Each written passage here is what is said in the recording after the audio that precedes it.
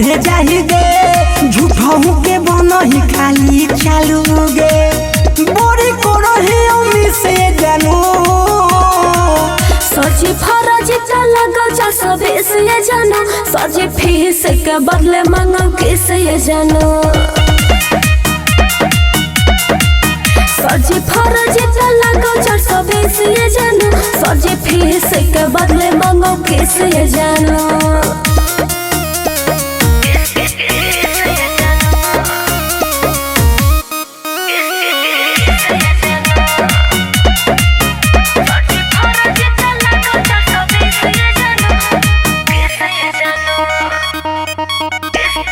कोही सी हमारा तो होत रहो सक गे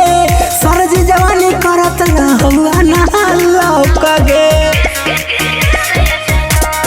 हमारा पर लागल हो मास्टरवा के नजरिया घुस के चाह हो दिल के भीतरिया तू मटेरियल हो ही एक कॉपी से जानू सजी फरज लगो 420 ये जानो सजी फीस के बदले मांगो किस ये जानो सजी फरज लगो 420 ये जानो सजी फीस के बदले मांगो किस ये जानो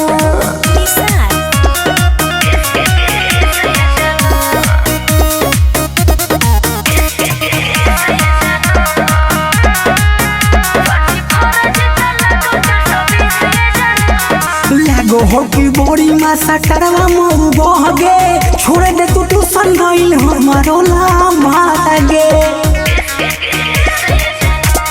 सारा खेला करल हो बाबू अमृत के सजी बोलावा हो ओढ़नी तक खींच के नबी का सावा के करही दिसमी से ये जानू सजी फरज लगो 420 ये जानो सजी फीस के बदले मांगो किस ये जानो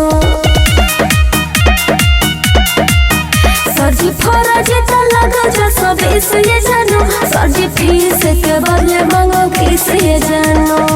माँ अम्बे रिकॉर्डिंग स्टूडियो पटना।